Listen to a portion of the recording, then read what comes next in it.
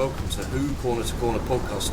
You join us on this very windy and very rainy night, and it's very spooky out there, and it's perfect for us to bring you a shocking tale of terror as we take, as one of our main guests tonight takes his first look at the haunting of Villa Diodati.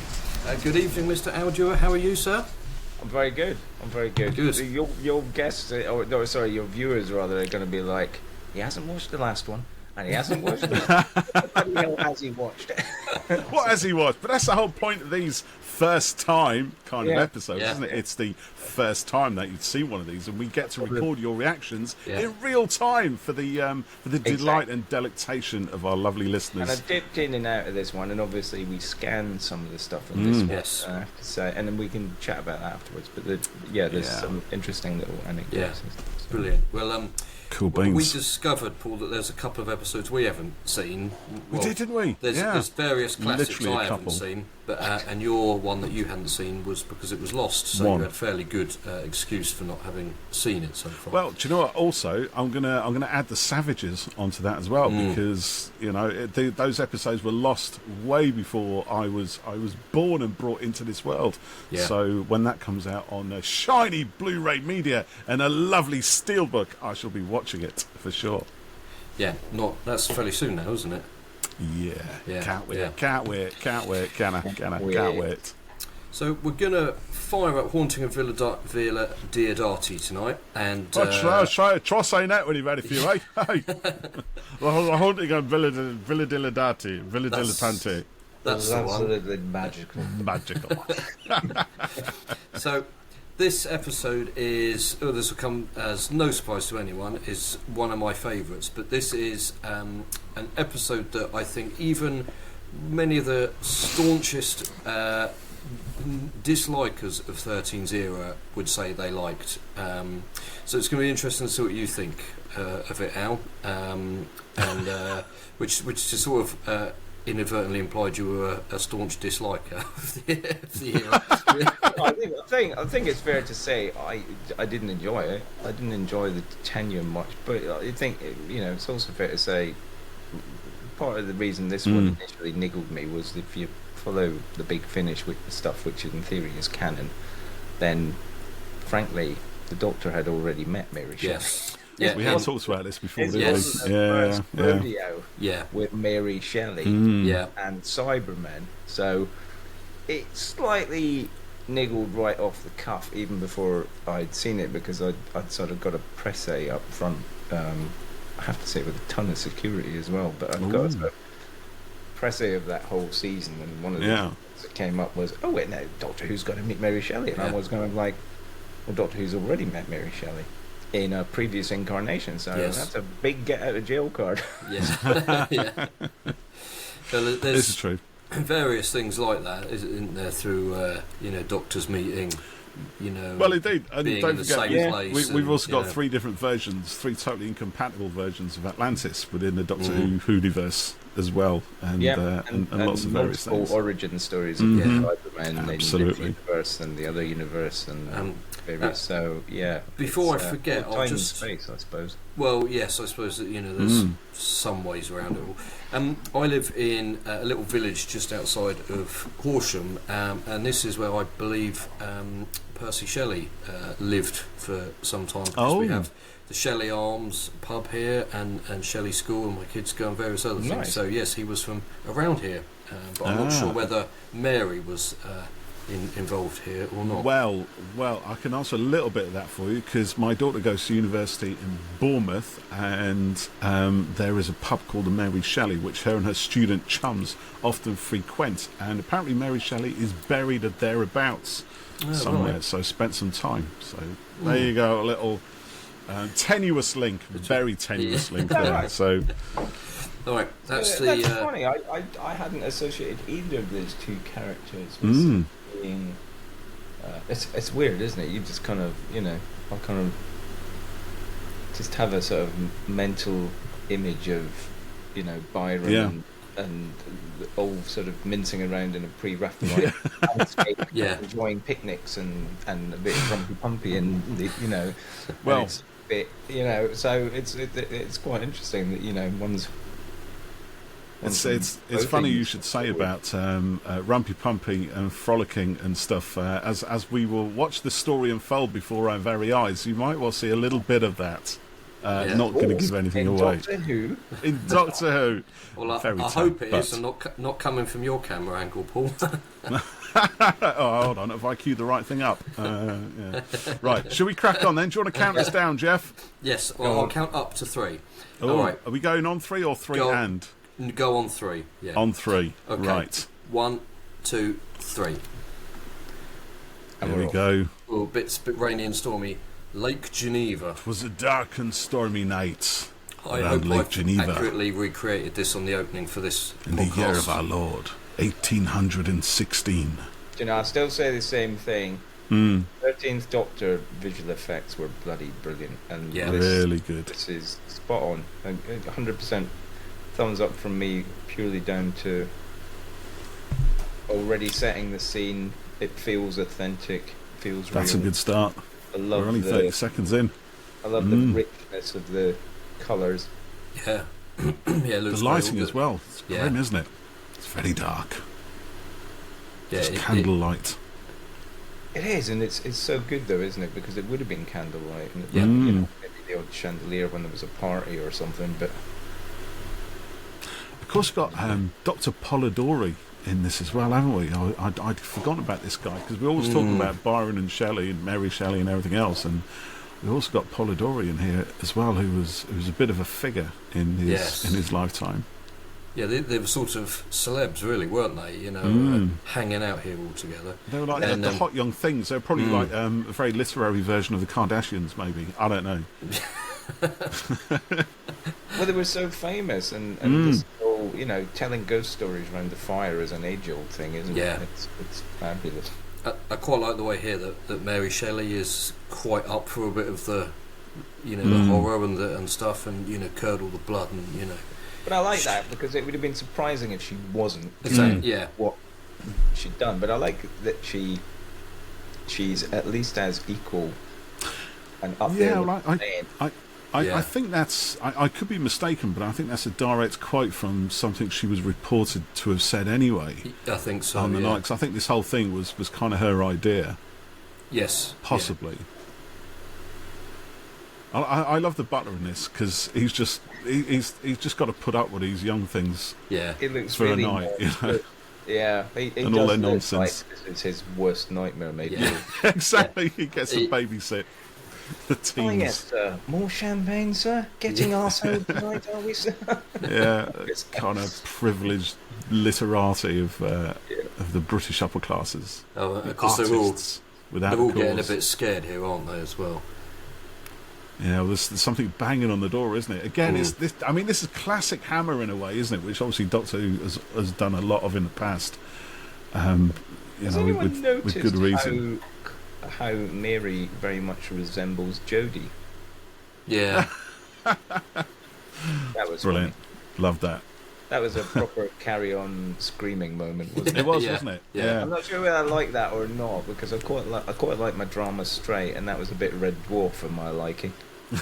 What, the reaction shot? It's sort of reaction shot. Yeah, it kind of sets the scene, gets even darker and even creepier, and suddenly it's like a cat. I will make a comment here that bit doesn't entirely work, because you see him open glass doors and then their reaction. So you can see there, look, the windows. So maybe that's the point. Maybe it's that they're not. I think it is. Or they're kind of at the French windows. Yeah, or maybe they were in the dark and he didn't see them initially. But and there are some shutters out there as well. But I love how they're all in costume here and dressed up. And we just watched some of Talons of Wen Chiang, didn't we, earlier in the week? Wen Chiang, yes. Yeah, and one of my favourite stories. Yeah, it's a great one. But it's nice that the Doctor and Leela were in period outfit in there and really kind of getting into it. And come on, Leela, I'll buy you a muffin. That's it, toasted crumpets at the end. So this is written by Maxine Alderton, who wrote The Worst Witch, isn't it? Yes. Yeah. Which is one of the stories, one of the TV shows both my daughters really enjoy, actually. So, sorry, Al, go on. What were you going to say? No, I was going to say it's nice that the real people look kind of correct. These guys look a little bit, and I guess it's deliberate, like they've turned up in cosplay almost. They're not quite fitting kind of stuff. They're not quite tailored, if that makes sense. I don't quite like that. It kind of makes them feel a bit right from the off, like they're not quite fitting in.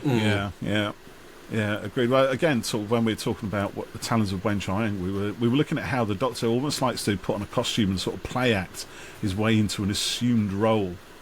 Yes. Within that kind of setting, and again, the Doctor's doing a similar kind of thing here with their chums.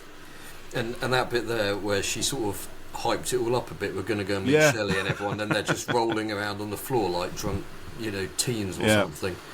Exactly that. And there's and they do a little. You might have seen whatever this sort of thing's called.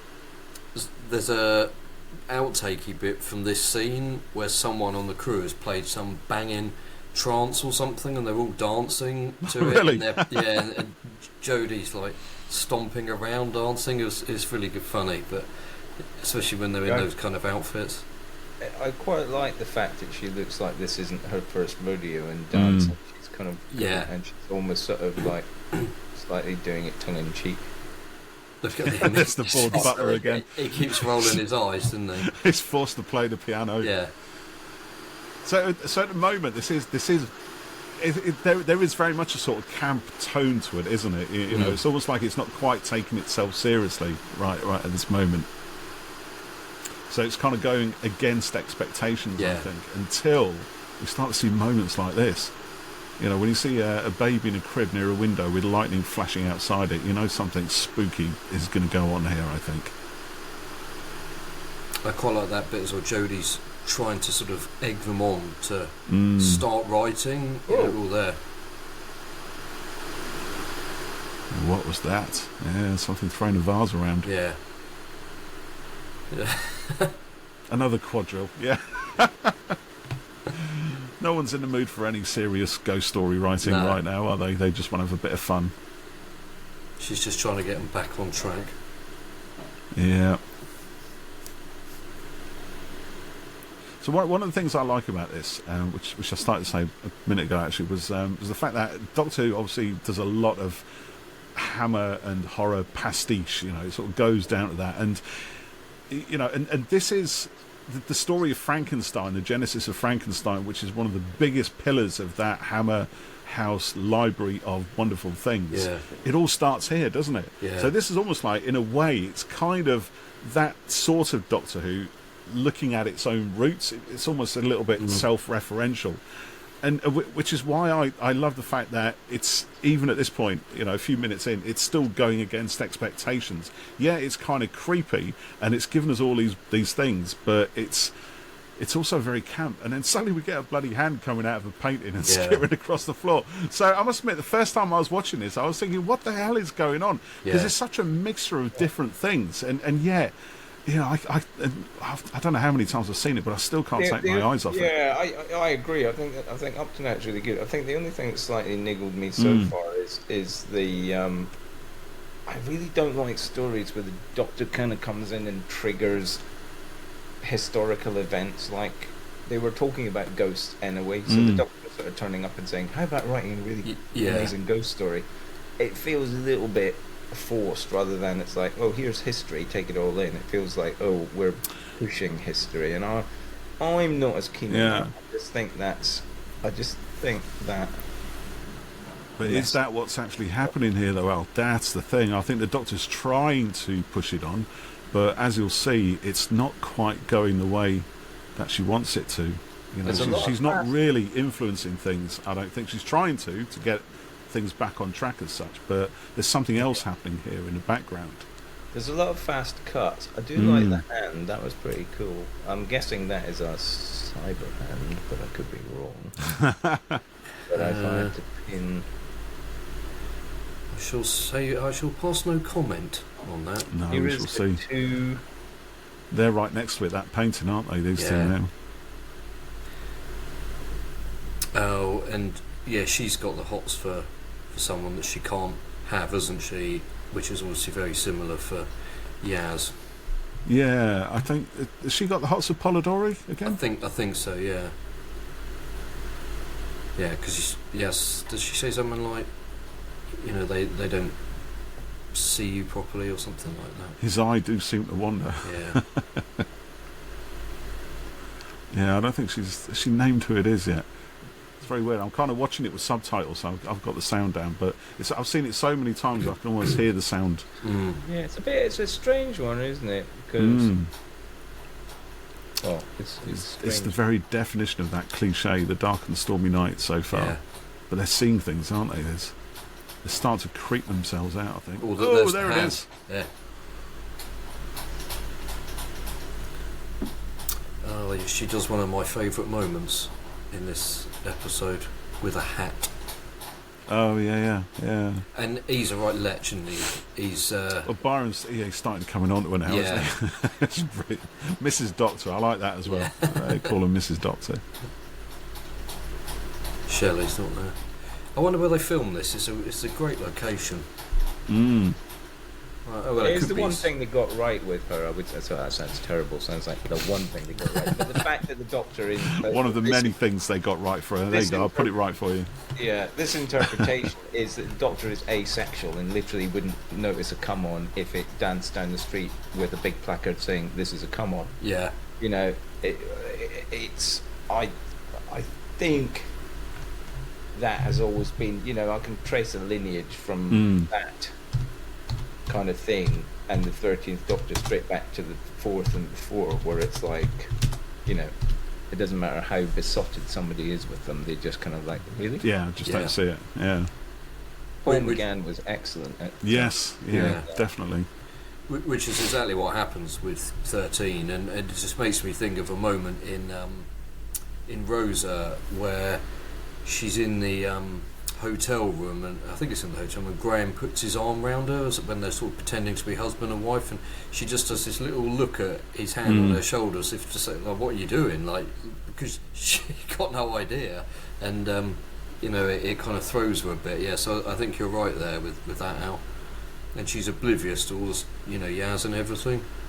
This is quite good though. They've all split up, and we're getting little snippets of story and personality from each of them. So I quite. Yeah, there's quite a fair bit of character stuff going on, isn't there? A lot of interaction between different couples. There you go, Jeff. It was the Merthyr Mawr estate, which was the location for the villa's interiors. Apparently, somewhere in Wales. I don't know if I pronounced that right. Apologies to the Welsh people if I haven't. Yeah. Oh, a little bit ominous there. Yeah, there's a lot of that. There's a lot of ominousness. Graham is kind of a bit of a comedy shtick in this, isn't he? I think running from door to door, getting more and more confused as he hunts down the toilet, or tries to at least. He's got the chamber pot. Not a Kazi.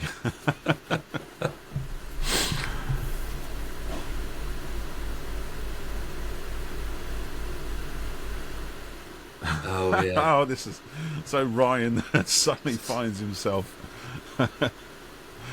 challenging Polidori to a deal. Like is that there's no kind of having to explain his ethnicity away, and I think that's the thing that people forget is that Britain has been multicultural for a very long time. Absolutely, yeah. And even back in this day and age, and before, there was, go back to the Roman Empire, there was colour had literally nothing to do with it. You were as likely to find a very wealthy coloured merchant as you were a Caucasian one, and probably even Chinese and various big sections of England were.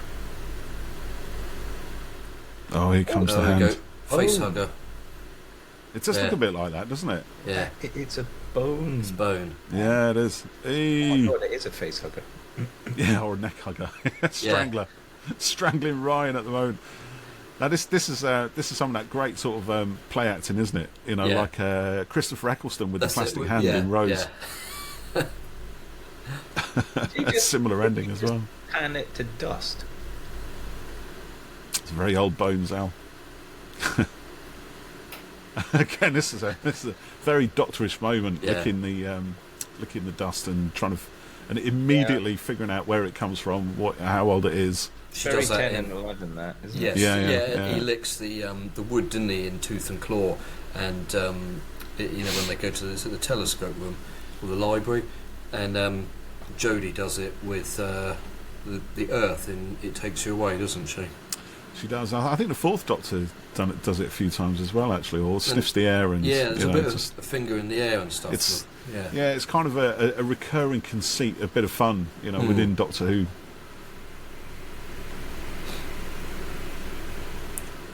And of course, with the Eighth Doctor, you get that thing where he's immediately telling people's future, isn't he? Yeah. But going back to what you were saying earlier, Al, about the candlelight, this whole lot is fantastically lit, and I wonder whether they shot all at night or whether they blacked out outside the windows and a permanent rain machine. It really is, and I'm guessing they know how to do it, and I'm sure they do, but considering it's in HD and the light can be a big issue with HD, it's the fact that they've done it.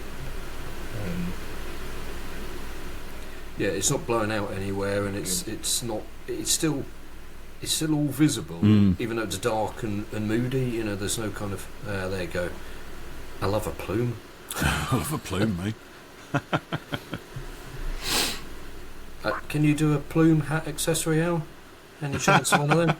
I'm sure for you, Jeff. Rustle up a good plume.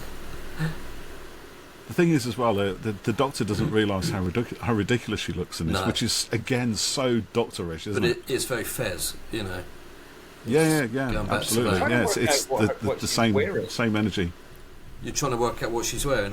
She's got her coat on, and then there's a waistcoat with a patterned shirt underneath it, I think, and or maybe it's just a waistcoat. As you can see, a T-shirt there. Now that's feasible to do. We could do that because it could be part of the PVC wrap of the coat, so that's feasible to do. Yeah, that would be a cool one.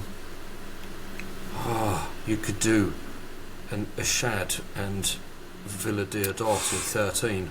Wow. Steady on.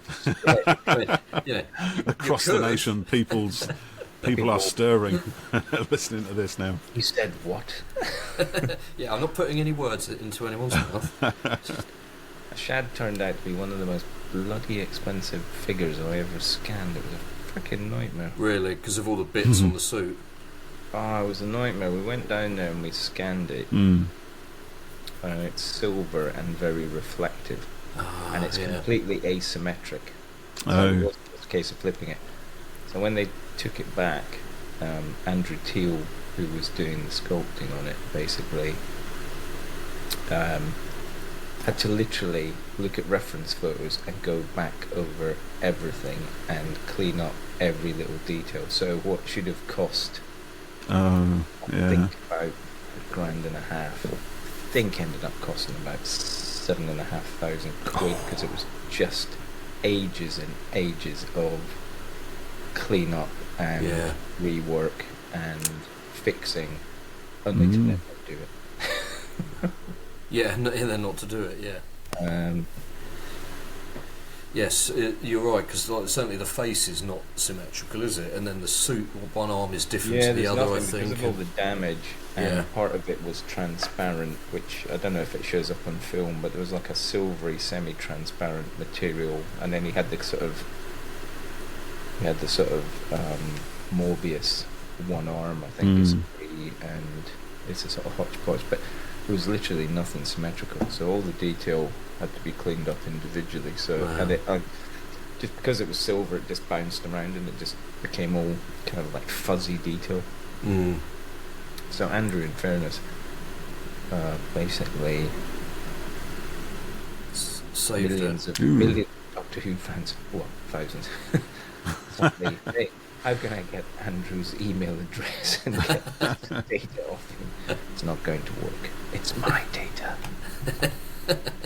Nobody else's.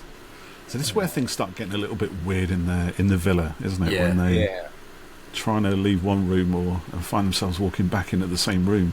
This is interesting about the baby. There's a whole lot of little twists in here that are kind of coming to fruition, I suspect. She can't get back to it. Where's the baby? It's gone. The windows are open. Yeah. It is exactly Hammer horror, exactly. Yeah. Absolutely. Yeah. Baby's missing, the windows are open and the curtains are flapping. Oh, look, there's something out there. Distance. That bit with the window there, is it Ghostbusters 2 where the baby gets taken, Sigourney's baby comes in through the windows, the old woman one, isn't it? Yes, Janusz, disguised as the nanny. That's it, yeah. Oh, Polidori's sleepwalking. He's the one that doesn't sleep, is that right? So Yeah. he doesn't rest, he gets... Whoa. And he walks through walls. What the hell? So she's keeps looping back Meanwhile, the round. doctor can't get out of the room. Every time she exits, she comes back in. So there's some weird spatialness going on. So this house is clearly not quite what it seems. Well, the house doesn't want her to do something. Yeah. Look at that. These that guys is can't so get off the nicely stairs. lit. It's beautiful, isn't it? Yeah.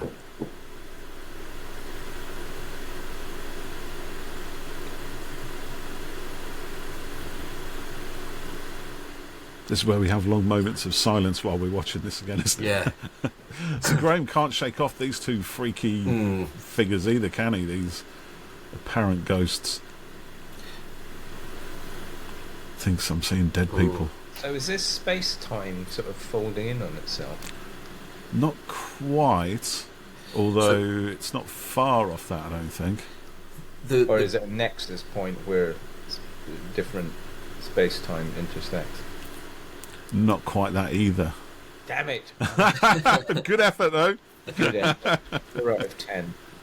Yeah, the ghost thing. So that's Something never... is messing around with it's the topography of the house, isn't it? Yeah. Or the or what people think they're seeing. I think is probably more accurate. I read online that because the ghosts that Graham sees never really get explained, and apparently sometimes people who are in remission from cancer see things. Sometimes really? I read, so it was a theory that maybe it was a kind of a cancer storyline related thing, he just sees ghosts, or that, But I think freaky walls. It adds to it all. Mrs. Doctor again. I love that. He emerged from the wall like a phantom.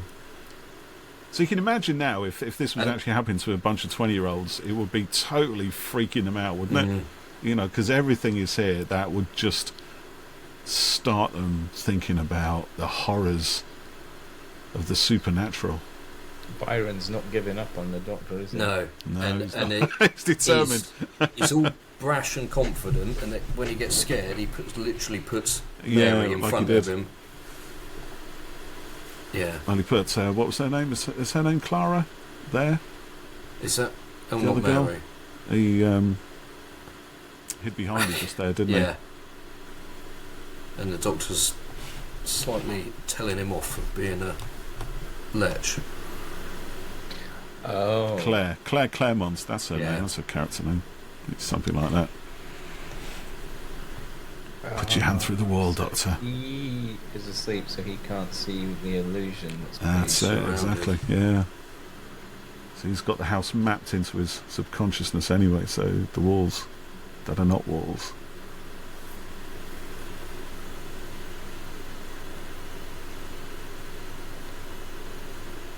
Yeah, that's Mary Shelley there, isn't it? Say again, the effects in this are bloody astounding. I mean, everything from the titles to the sort of just the going through the wall stuff. I don't think Doctor Who ever looked better. Stories, but it never looked better than this. I mean, Capaldi's era was bloody brilliant. But I think this kind of ratchets it up a bit to another scale, doesn't it? I agree. I've always said that the show never looked better than anything in this era. The effects, the way it was shot and lit, and the lenses that they used, and the whole thing. You can't fault it at all. I mean, you can't fault this. Ooh, that's grim, isn't it? No, you're right. Do you know, I remember when Series 11 went out, and that first shot, even on the hills above Sheffield, I thought, the least sci-fi shot of all. Yeah. But it looked absolutely gorgeous. Big crane shot, the sun rising or setting, whichever one. The sun, just the quality of it was just incredible.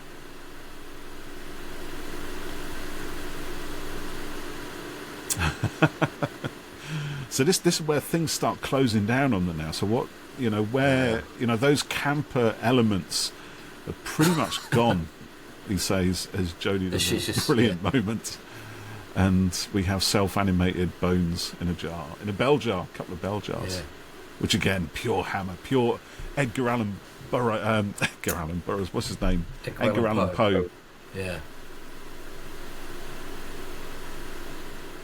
But again, all of that stuff comes back to this moment in time, doesn't it? The birth of the Frankenstein story. Yeah.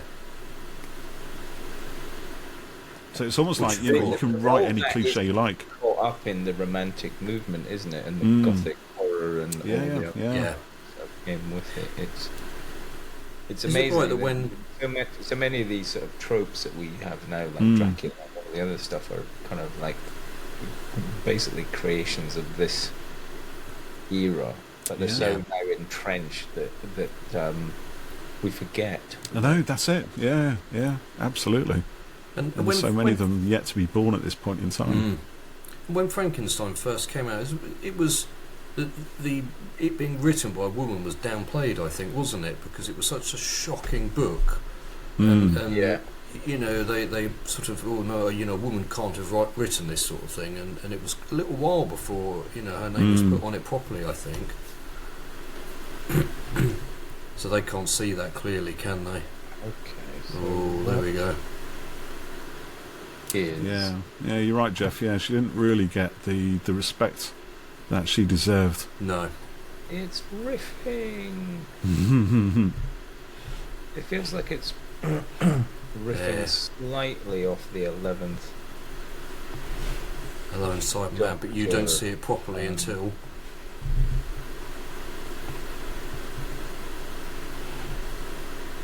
Oh yes, that was Jack's warning, wasn't it? Yeah.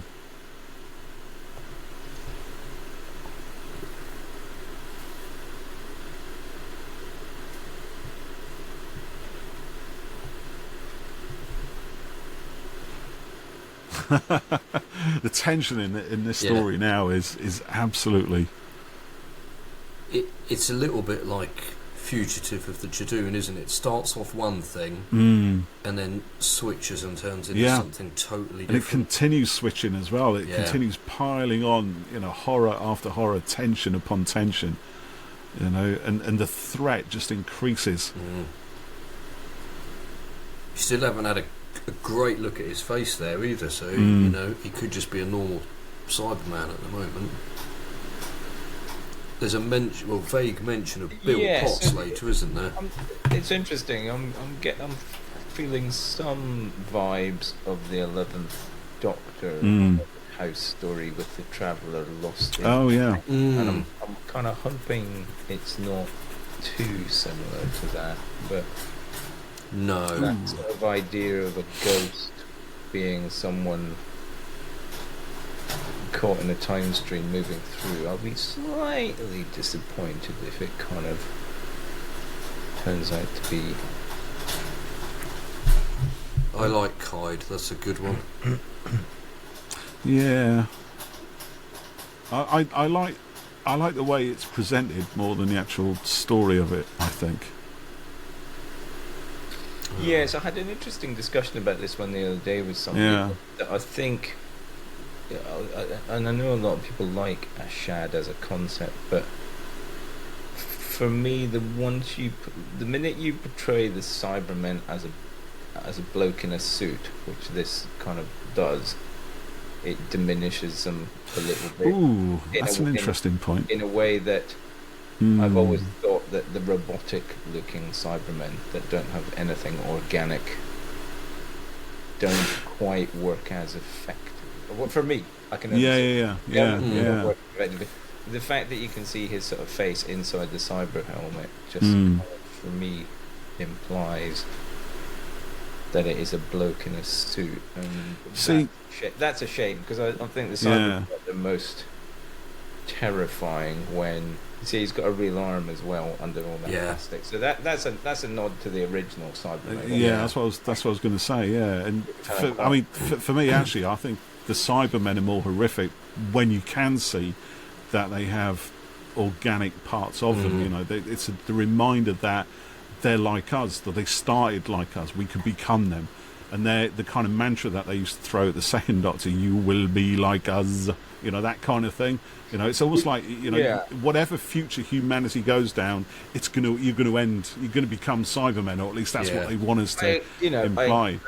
I do agree, but I think you've got to caveat that with know implants and the replacement parts that doesn't necessarily happen here. But as I say, it's a personal thing. Of course, yeah. You know, so you think he's got a real hand and a real arm, and a sort of Mark I Cyberman arm on there, and then he's got these.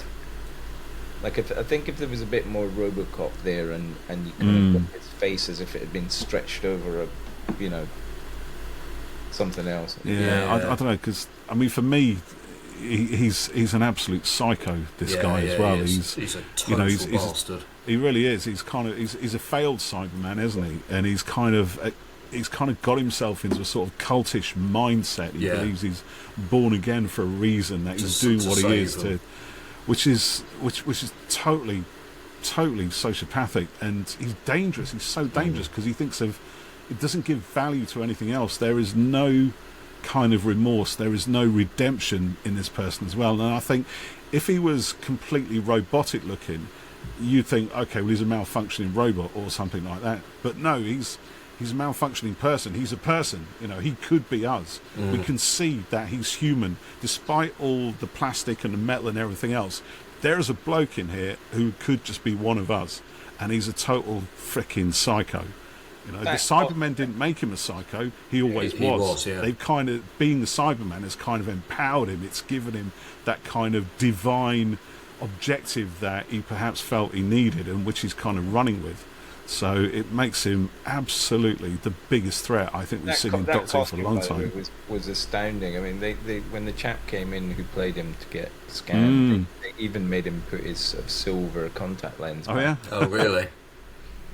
Patrick, and it was incredibly uncomfortable. And Rob Alsop was the props guy that designed these and the other Cybermen that sort of came along later, which were brilliant. Except at the time, the other ones. I think you summed him up really well there, Paul. I like that you can see the face and the human arm, and he's kind of halfway done and but fully into it all as a Cyberman and just a psycho. Yeah. And this is proper creepy under here as well, isn't it? I've been listening. Sorry, go on. I've been listening to the Quintessence, which is a Third Doctor Big Finish with Katie Manning when she's Jo Jones. So it's when they've met later on in her life. It's good, isn't it? It is really good. I'm probably about halfway through, but it's a Cyberman story, and it's the descriptions of them in it and stuff are horrific, and. I've been really enjoying it. It's for something that's that kind of dark and horrible, it's really good. It's a bit of a John Lumick thing going on there with the 6 cable attachments on his back. Yeah, I like his voice as well.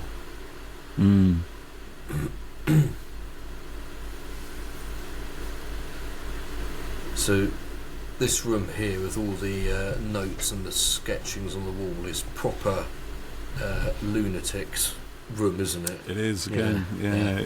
It's Bram Stoker, it's Edgar Allan Poe, it's all of that kind of stuff. It's brilliant. And they're quoting Shelley's words, aren't they? Which just kind of just because adds. He's aware of who he is and what he is. they're kind of linked without giving too much away.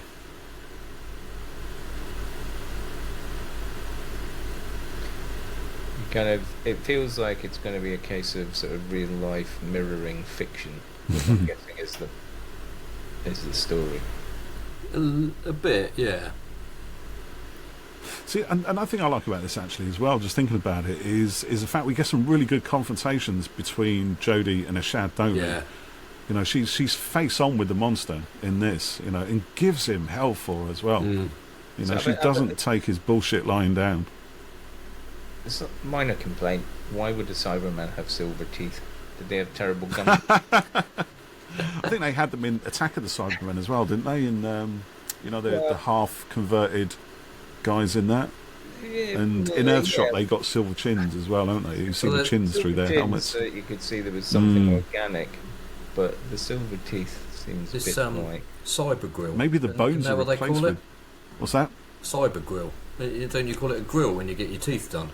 Like that, you know, gold teeth, gold grill. He's got a cyber grill.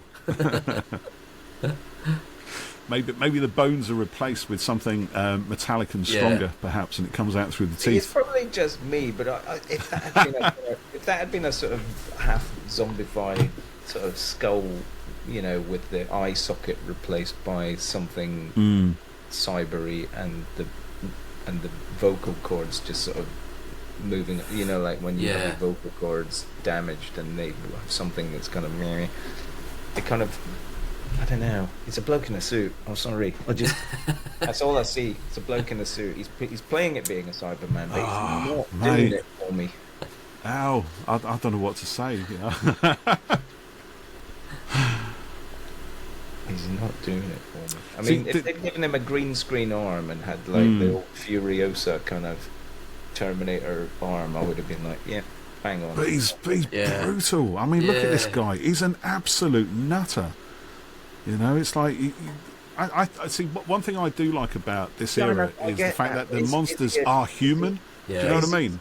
And there's no disguising them. You know, they try to disguise themselves. Perhaps this guy, you know, he's putting himself out there as some kind of reborn Cyberman hybrid type thing. But at the end of the day, he is just a guy, and he's absolutely dangerous because of that. Because he is human. I get that 100%. Is he a Cyberman? And I would argue he's not. He's a bloke in a cyber suit. He's not a Cyberman.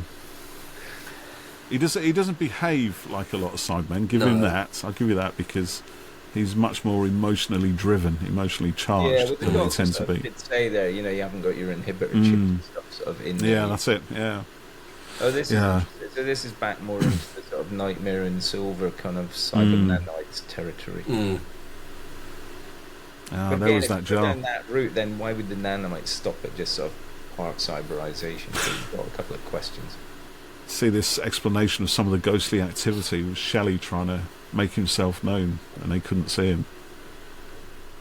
He was slightly out. Slightly out of phase. Yeah. So he's now got this cyber thing inside his head, hasn't he, Shelley? Yeah. He calls it Quicksilver.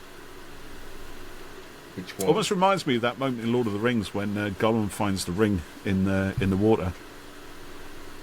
So Quicksilver was the name for Mercury, so that kind of makes sense, I suppose. Yeah. But it's a cyber AI, isn't it? It's got and that's all the knowledge and future for. History of the Cybermen. Yeah. And it's inside Shelley.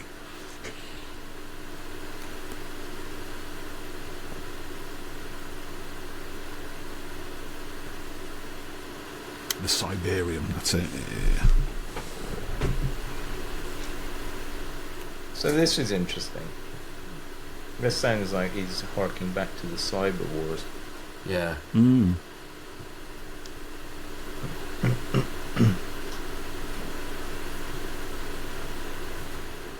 So he can use the Cyberium to sort of keep Ashad away, can't he? For a time. Yeah. But again, Ashad is so driven, so strong mentally, you know, so focused on what he wants. So you kind of get the feeling there isn't much going to hold him back. To change the past, which is a bit of a rip-off of Beer in the Dark. But but I'll let them off. That's kind of a Doctor Who staple in a way, though, isn't it? Yes. So they're all trapped down here. Yeah. So we're almost in like base under siege territory now, aren't we?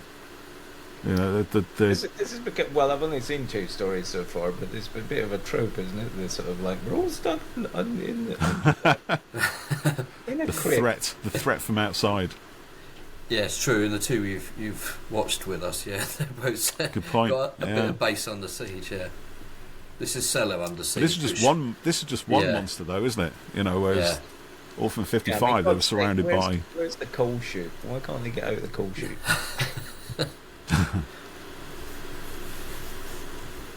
See, this is great. Now, this is the Doctor getting really, really angry with Ryan at this now. You know, the fact that all the decision making now, it has to come down to her. But that's important point, that fixed points thing. Like famous people, famous historical people, you cannot allow them to die or their personal history be changed. Otherwise, it all falls apart. Changes what we know, doesn't it? Because if you do that, you end up with Mavity. Yes. Don't even start. Don't even go down that route. But I like that, because this is the upset of the... Mavity. Say again. This is the end of that flat team structure, isn't it? Yeah. You know, sometimes I think it was a marvelous idea. Oh. Stop. He's back. Yeah, so the Doctor has to make her. Well, she's got 2 options really, isn't she? How is he managing to focus on them?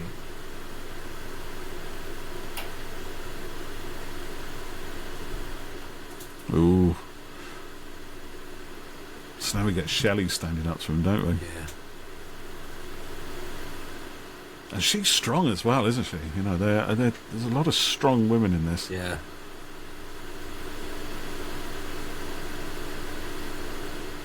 But again, she brings out the worst in him, you know, with her confrontation. It's almost like, you know, being face to face with the monster like this for Shelley. You know, it seems to spark something inside her. It's kind of a strength. For suits, and a vision. Are ye a bloke in a suit? He's not going to give that up, is he, Jeff? No, I'm not giving that one up. It doesn't mean I'm not enjoying it. It's all right. Thinking it's very...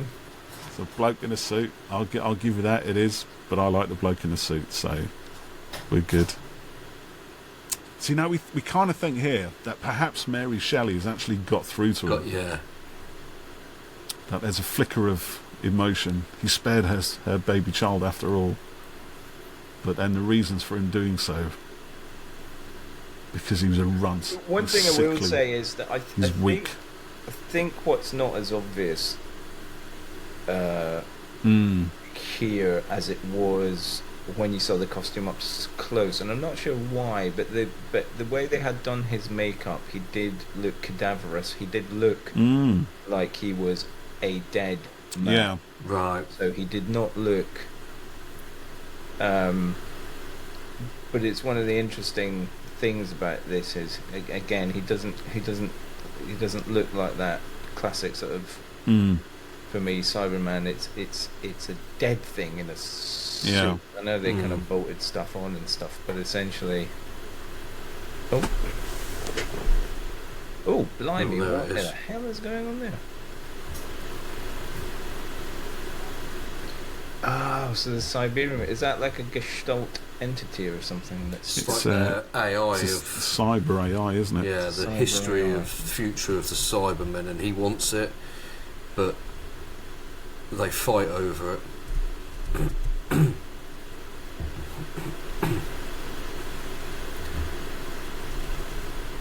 Oh, I'm not sure that is was that a right. mistake?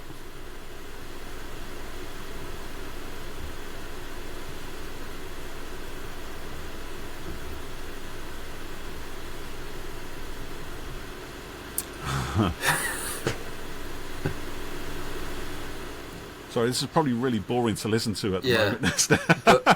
we're enjoying it. Everyone's we are, quiet. yeah. If you're watching along with us in real time of this, you're probably not listening to us anyway because you're just so wrapped up in the story. Because this is the point when it's all kicking off, isn't it? Yeah. And no matter how many times I watch this, I always end up just becoming completely wrapped up with it. I honestly think my washing machine is on full spin. It's ramping up the drama. Is that what that is? He takes it and he's gone.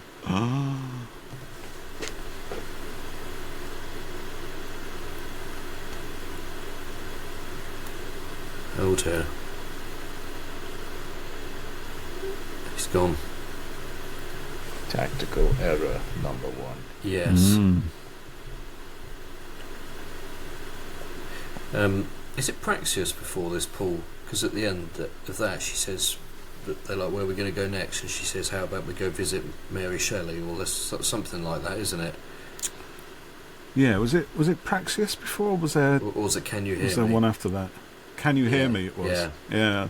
Just before this one. Just a little comment there at the end that leads into it. And now, of course, we get the lead in to the next story, the big climactic finale of this series.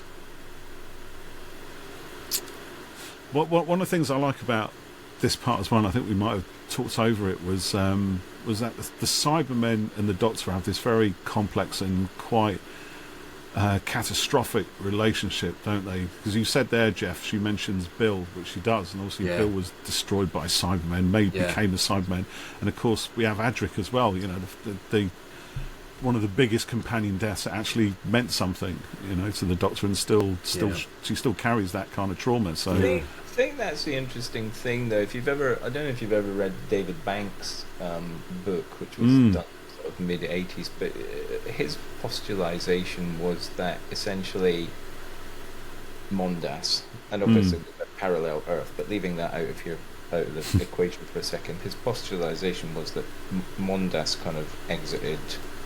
The twin planet exited orbit, and the Cybermen had various ways, and although it's explicitly spare parts, that it's kind of like one possible option where they're basically trying to create engines for the planet and take it back to the Earth, which then basically leads us into the first Doctor story.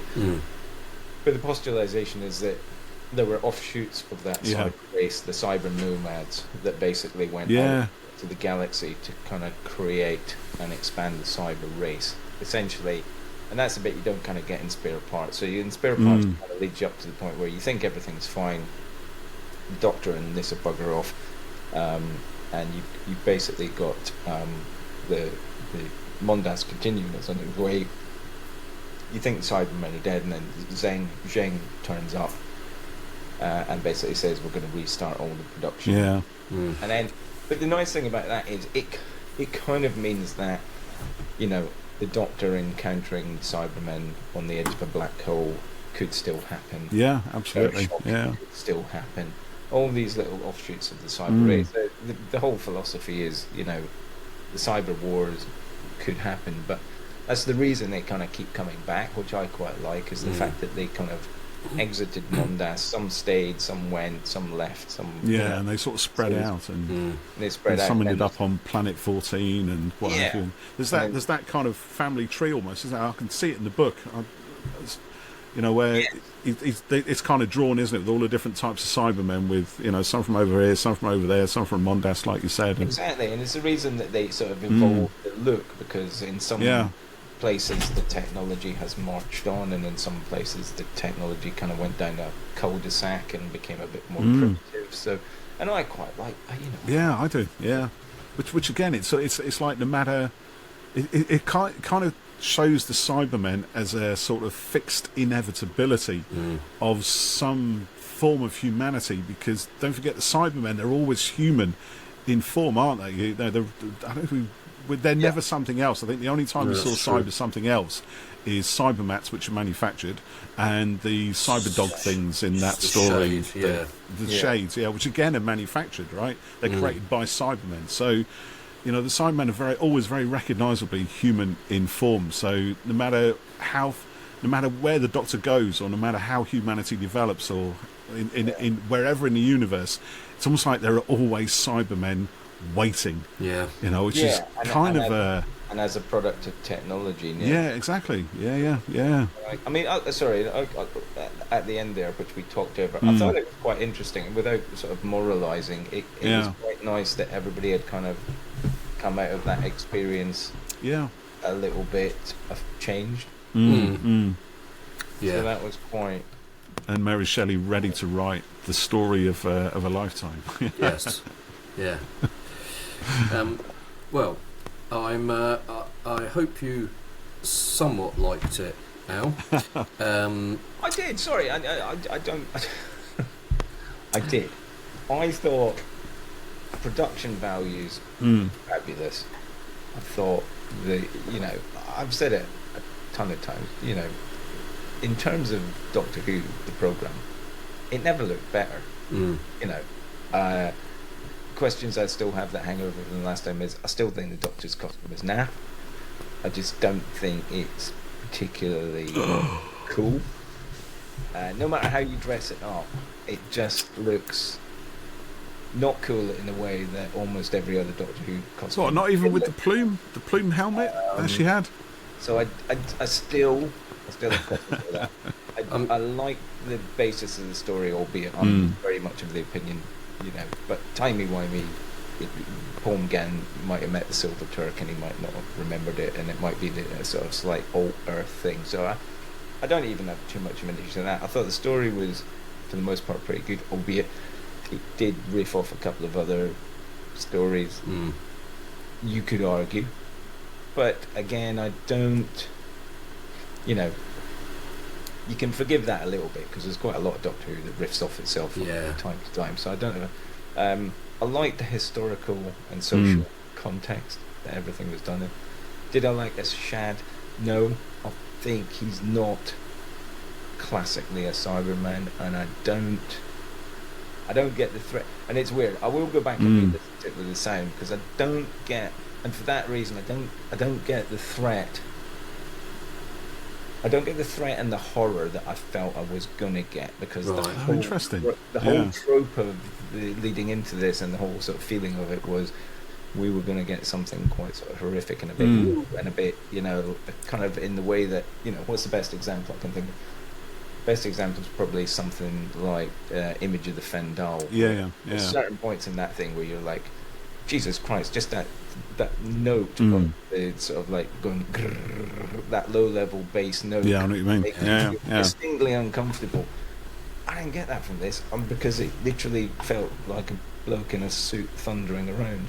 So that bit didn't resonate, but on looks, context, everything else, I'd give that a solid 8 because it's the best I've seen. Solid 8. I'll take that. You can take that. 100% agree. That's the best I've seen the 13th Doctor look and feel and sound. Yeah, excellent. Progress. We're getting there. Progress. Slowly but sure. We'll shove it down his throat. Yeah, I don't think the main villain was up to snuff at all. But everything else. And I still look, I look at the production values on it, and I just go, oh my God. It's pretty good, isn't it? It's pretty damn fabulous. I've got damn fabulous. I've got some comments to read, and we've got a voice note, but I do have a picture where you can see Jodie's outfit, which I could send you, just if you wanted to look at it. Yeah, send that. So Tony Filer says the pre-credits. He knows nothing. He's a dick. You're probably right. No one says that. No one says that. No, if they do, we throw them in the bin. Hide. Tony says the pre-credit shocker was a touch cheesy, but the growing creep factor of the apparition and Ashad's impact make it properly creepy. The snappy Doctor and her not-so-flat leadership structure was a brilliant character moment too. I would agree with all that. The Doctor felt like she was in control a lot of the time, which I hadn't picked up at all. I agree with him about the pre-credit sequence. It was kind of spoiled by that carry-on screaming bit. I think that would have been pretty cool if they hadn't kind of gone the comedy route. Yeah, it sort of softens it all a little bit. I like that. Yeah, I don't mind it. Yeah, because I like that. That is what makes, for me anyway, that's what makes Doctor Who different from a lot of other serious, dramatic, sci-fi, supernatural shows or whatever. You know, the fact that it's not unafraid to poke a little bit of fun at itself. You know, to go down the punchline and just have a little bit of fun here and there. And for me, as long as it can do that and it can deliver the thrills and the spills and the scares and, you know, increase the stakes and have me sitting on the edge of the seat chewing my fingernails, which I do with this story. I think, honestly, I think this story's got all of that stuff in abundance. I would 100% say the first, depends how many acts you're talking, but I would say the first couple of acts, brilliant. I think it goes slightly off the rails in this third and the fourth, but that's probably due to my hang up with Ashad because you can't get through the man in the suit. Yeah, that's the problem. Yeah. Once he's the big once you see that, that's it. It's all over, mate. It's dead to me now. Yeah. I don't think it's horrible. I just no, but you know, not everything works for everyone, does it? You know, so no, exactly. You know, exactly. It's cool. And like I say, I loved a hell of a lot of that. I thought that was really good. Good. I thought it was good. So Benoit Blank's bestie says most of the episode is exactly what I want from Doctor Who. My only disappointment was that it led into the finale. I think it harms the episode a bit. However, I still think it's amazing.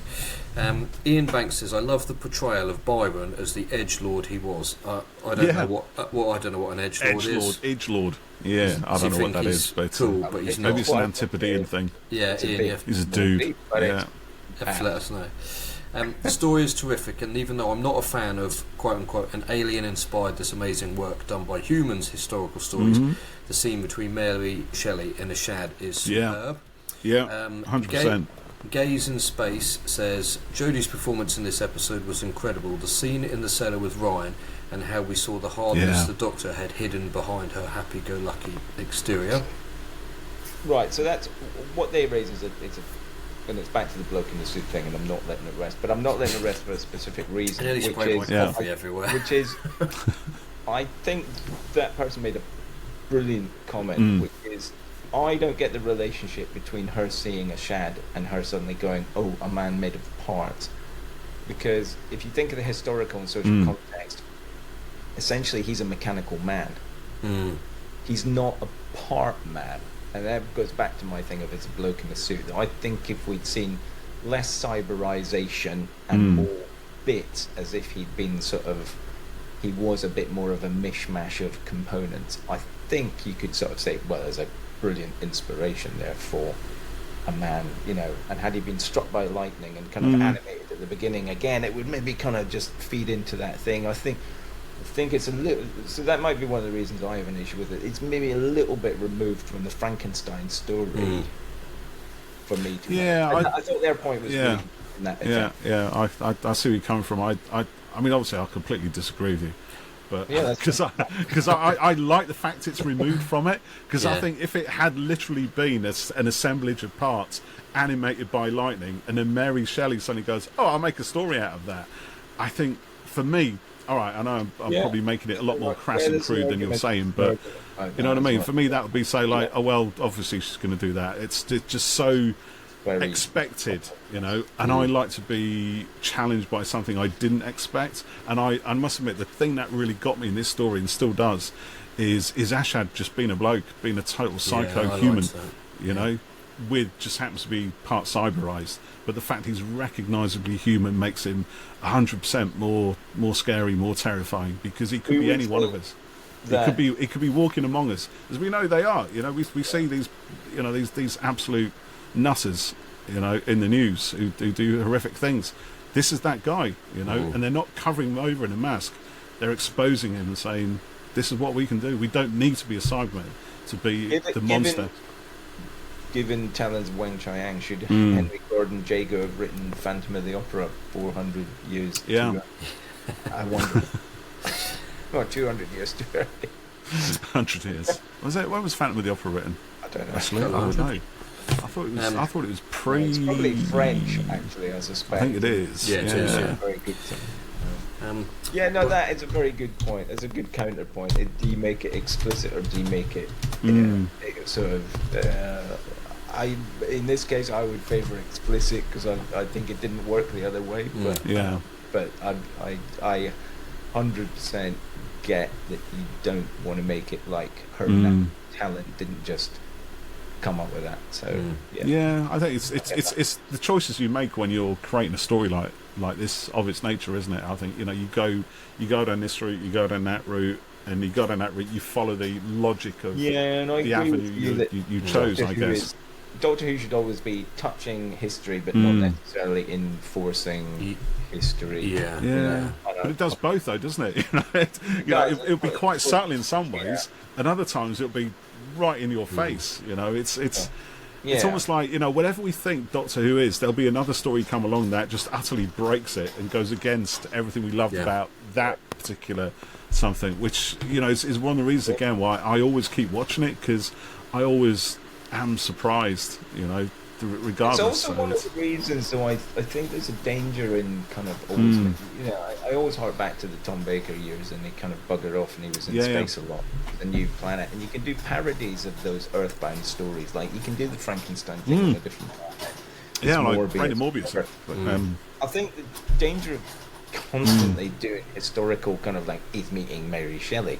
He's meeting Alexander Gordon Alexander Fleming. He's kind of he's meeting whatever.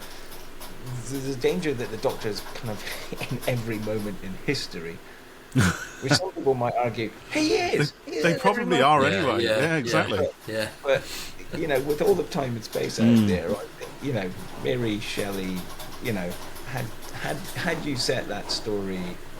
It probably wouldn't work, but had you set that story on a different planet and kind of sort of parallel Earth or a settlement in the future or whatever you might. But I just find the constant sort of dipping into history kind of can for me, again, it's only me, but it's the law of diminishing returns really, that you kind of think, oh Jesus, where did we go?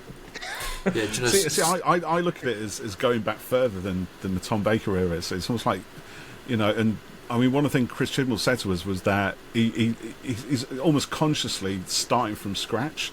And when you look at the original show notes, to have those historical episodes set within history, so our TARDIS crew are experiencing that history firsthand. When you look at things like the Aztecs and the Reign of Terror and Marco Polo, those stories where they intersperse with stories like the Daleks and the Keys of Marinus and the Sensorites and stuff like that. It's and I think what this era did is cycle those stories just as much as they did back in 1963-64. And again, it's just another thing that it's almost like here's a side of Doctor Who that we've only ever really sort of touched upon until because the historical stories got washed away, didn't they, with in sort of 70s and 80s. They just weren't done at all, and even towards the end of the 60s they were more or less with the exception forgotten of about the Pterolepta one with Visitation. Well, Black Orchid technically, because Pterolepta one still has sci-fi elements, doesn't it? So those sort of things. I thought Black Orchid was a great. I really enjoyed it. I hate it. I still can't watch it. I do. Yeah, I just don't like it. What's the reasoning for that then? Is it just? Well, I remember when I first watched it, and I was quite young, and I just thought it was really, really dull, really boring, and I've never been able to watch it since. The thing I do like about it is the regulars in there. I think are great, and there's a moment where they're in a garden party on the Cranley estate, and they're just having a bit of banter and a bit of fun. They're sort of dancing, they're doing a bit of Charleston, and Adric's trying to steal all the food and stuff like that. I love that bit, but the rest of it can go in the skip. I know what you mean. It's not well paced. I agree with you on that, and it's only 2 episodes. It's only like 50 minutes long in total. It's a bit perambulatory. Is that the right word? Like it plods. It's plodding. You could plods. It's and I found with this, when I was watching it, I could guess what was going to happen next, near enough. And it was like, and I think I don't know. Well, how old was I when that came out? 12, something like that, maybe thereabouts. And I just But I know a lot of people love it, and they love it for reasons that I hate it. So I really like it because, again, I can draw a line between Black Orchid and the like of the Seventh Doctor story, Ghostlight. Okay, that's interesting. I see a very distinct connection between. Oh, I never thought of that. Those two, in the sense of, there's a sort of mythical, the Indian and or the sort of Aztec guy in the there's I don't know, there's a bit of connection there that I kind of get. So I get that. I don't hate it. I think I enjoy that story, but it couldn't have been longer than 2 episodes. That would have been it would have been really plotty. Pacing is slow, especially.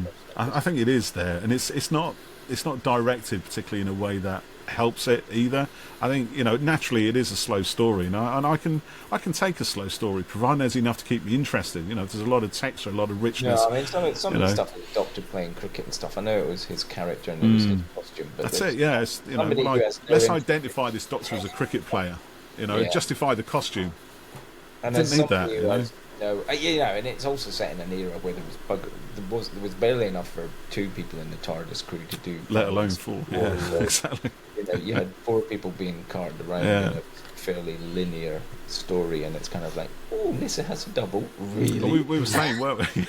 It's like there's so many stories where at least one of them gets sidelined for much of the story. Kinder, Nissa's out of it; she's asleep under a tree. Stealing food. Visitation. Adric's just running through the woods for most of the visitation, isn't he? He's just running backwards and forwards, getting chased by horny villagers through the woods. Anyway, have we got a few more comments there, Jeff? Yes, let me rattle through a few of these. Seth Lucas Hines says it's a deeply eerie episode with some of Whittaker's best acting as the Doctor and a fearsome antagonist in Ashad. But it focuses too much on Shelley when this should be Mary's story, and the ghost red herring is contrived.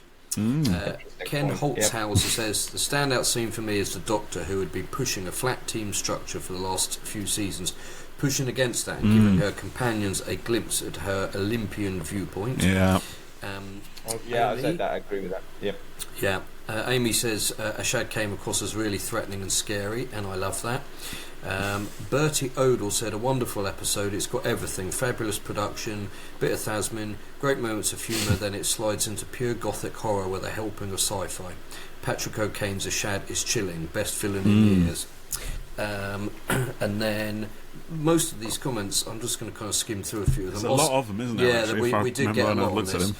Oscar Groucho says one of the standouts of the era, a Cyberman recast as Frankenstein's monster, a mishmash of body horror and forgotten humanity adrift in a period drama. Jacob said it's the best ep of Jodie's era to me. JWC Review says the best story of the Jodie era, which I didn't like. I nearly blocked him for that. With the brave man to come on and make that kind of statement. With us, we don't mind. We can take negative comments, can't we? As long as they're not just outright rude. With the fantastic character of Ashad serving as the inspiration for Frankenstein. Michael Mosen says perfect from start to finish. And then over on Facebook, Margie Blaker said excellent episode. Johnny Gray said love this. 13 was the queen of historical episodes. Eleanor Jodie, is it Alashowski? Yeah, she says not just one of 13's best, but one of New Who's best. Yes, but one of the very best episodes ever in the history of Who. Funky/dorky. It's intriguing, terrifying. Lone Cyberman is one of New Who's best creations, a masterpiece. If I was running a course on how to make great Doctor Who, this would be an essential part of the viewing. This would be on the list. That's it. Michelle Arnold says, I love this episode, does such a good job of building tension, and the scene where Yaz opens up about her feelings for the Doctor to Claire gets me every time. Ben Thompson says a stunningly good episode in every way, and Philip Cregan says outstanding. So thank you everyone. Oh, and Paul, would you like to play the voice note that we had as well? Yes, I will indeed. Let me just... If anyone else would like to send voice notes to us, it's speakpipe.com/whoc2c, and then we can play them out on the episode. So here we go. On that note, run VT. audio tape. Hi Jeff Cornell, this is Scott aka Gallifrey Customs, and I absolutely love this episode. It's my favourite 13th Doctor era episode. I thought the Ashad reveal was really, really cool. I liked his mask. I thought it was absolutely awesome. I wish we could see the full mask and like as a full Cyberman. And then the 13th Doctor was just incredible. I thought she was at her best. This was a more fiercer, angry, darker side, which you don't get to see much. But yeah, I really, really loved it. Thank you. Brilliant. Thank you for that, Scott. Fantastic. Brilliant. Thanks, everyone. Appreciate all those comments. So, I've you mentioned earlier about going back. I'm going to get hung, drawn, and quartered for my bloke. No, you won't, because. Hey, no, look. I mean, you gave it a solid 8, and you know this is. I think 100%. Also as well. I was watching it like this with the three of us. Isn't quite the full experience. You know what I mean? You sort of have to watch it on your own. I think with the lights down or candles. Is that just me? Is that just me who does that? I don't know. No, I want to go back and listen to it because I was the same. I do audio down, so I didn't pick up probably some of the tone and timbre of Ashad's character. But my issues aside, you gave it an 8. I think an 8's are good. Yeah, but do you know what? It looked bloody good. The story was pretty good. I can't. And Al, I wouldn't worry. I think that everything you say is, we've watched stuff, haven't we, Paul, where we said, it didn't quite work for us. And I think there's, and you do this, you back it up with reasons. You're not at all just going, it's shit, and criticising it. You've got reasoning behind it, and I think, it's interesting to hear it is. Definitely. Your point of view on it, and you're very reasonable with it, Hey, I always say the same thing. My opinion is my opinion. And exactly. Same with me. People disagree. I like the fact that you guys are champions of this era massively, which is part of the reason, the intrigue of me sort of coming back and rewatching them. I will watch it again and sort of see if and I'm happy to come back and give you some comments. In terms of if you watch it, let us know next time we see it. Yeah, if you watch it. Again, I think Paul's point is very relevant. When you're watching something and scrutinising with hyper-critical eyes, rather than just watching it as a TV programme and enjoying it, you're probably looking for the things that are going to niggle you, rather than just accepting them. So I get that there's an aspect of that for sure. It's a first viewing. It is slightly unusual. You don't normally sit around with your mates chatting like that on a podcast. Through an episode. But it's fun. If you watch it again before we reconvene for something else, and we can find out what you thought of it then. If you're second viewing, I've got a little bit of time. Second viewing might change your. I'm just second time watch. Yeah, second time.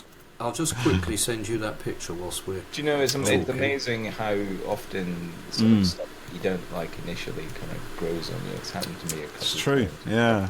It's yet to happen to Black Orchid for me personally, but do you know, I enjoyed Black Orchid when I watched it on the collection. Particularly on that one to kind of. I don't necessarily think you're going to gain. Any more than you did the first time. I'm not going to gain any friends with this either. With this opinion. No, I don't like. I think I enjoyed it, but I'm not going to hang my hat on it and say, it's the best Doctor who ever. It's nearly as good as Fort of Doomsday. You were talking about Talons of Wang Chiang, and I absolutely love that particular story. I think it's fabulous, but there's certain things that are slightly.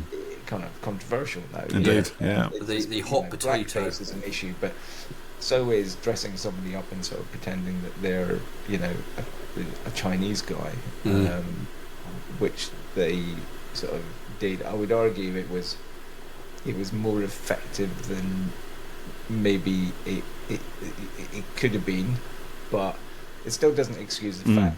Like for a principal role, they decided to go with a white guy rather than a Chinese. And especially as his assistant was, Yeah, they have Chinese actors in it, don't they? And it's like non-speaking roles. So by today's standards, kind of definitely go, and there's another argument which I think came across really well here tonight, which is, and again, it's back to that thing of Britain and London especially was a very cosmopolitan place, fishing port, and there was lots of people. So you know, there would have been Chinese people around. There would have been black people around. There would have been all sorts of people around in London. Yeah, absolutely. It was a trading port, and people were coming in and people were going out, and you know, So you know, I thought that story we watched was excellent from that point of view because it gives a nice counterpoint to, and like I say, you don't have to explain it. You just absolutely. It's just, everybody expects it. So. And it's one thing I like about this era a lot is that it doesn't explain things like that. It just gets on with it. You know what I mean? It's like, well, if you want to join the dots, you do that. But meantime, we're getting on with the story. Yeah. You know, it's and I know that probably upsets a few people because a lot of people do like things explained. I think maybe it goes a little bit too far, but nonetheless, for me personally, I like. No, and I think the minute you get into explaining stuff, you just run around in circles. Stuff. You don't need to do it on the challenge of Wang Chiang. You know, there is stuff that doesn't work by today's standards, but it's still a flipping brilliant story. Still a good story. It's a good story. By the same token, you know, Villa Diodati is excellent, and it just goes straight into the story. You don't have to explain it. You know, there's no TARDIS, there's no turning up. No, that's it. It's fantastic horror stuff. They turn up in a rainstorm at the door. You know, and you've got an Asian person and a black person in there, and nobody goes, "Are you the Cybermen?" What a motley crew you guys are. There's none of that kind of nonsense of, you know, having to explain away. Yeah, absolutely. And I think that's brilliant. I think it's great. Fabulous. So, should we do this again soon? I think so. It's a lot of fun. And what should we do it on? It seems like it's been a while since we did. When did we watch Orphan Fifth? It was a few weeks ago. You've been away, haven't you? And I think it was a couple of months, wasn't it? We had sort of half time. And whilst I remember, I've texted you this a couple of times, but I need your photo, Al. You're probably thinking, oh my god, piss off. I'm sort of the minute I shaved this sort of Atari fungus off my, off the Centauran fungus off my face, I will send you a glorious. It'll be beautiful. It'll be beautiful, won't it? Eh? Be gorgeous. One of my twins said to me yesterday, "Your face is spiky, Daddy.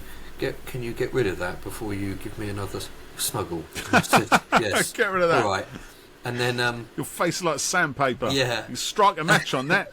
I'd make it all sick. That would. You want it served up with onions. We were playing with Lego Mario the other day, and if you put Mario on different colours, it reacts. It's got a little screen on it, and his eyes move. I don't know if you've seen it. It's very good. And Ella she was putting it on things, and she went, "Daddy, what colour is your hair? Is it grey?"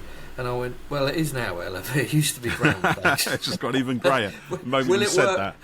Will Mario work on your hair? No, I don't think so. Will he work on mine? Mine's yellow. Yes, I think he'll probably work on yours. It'll definitely work on you. Yes, we'll decide what we should do next time. Maybe we haven't done any 12 for a while, but we could do some 4 or anything. Yeah. Anything. I'm up for it. Maybe suggest a few and put them out to the voters. Yeah. See what the listeners decide what they'd like us to talk about. I quite like that. Let's do that. We'll text about it and we'll figure out a couple and put it out there. Yeah, we'll do that. Brilliant. Right. Well, we'll do. I think people have their favourites and stuff, and sometimes it's quite nice to go back and. Although, to be honest, I think if anybody nominates Black Orchid, I don't know if I was. Doesn't have to be on the list.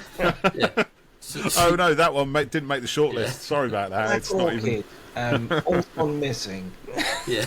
Do you know what? I mean, in fairness, I'm always up for having my preconceptions and previous opinions challenged, changed. It's not going to happen, though. I've seen it enough times. I'm going to see if I can sabotage this vote for that.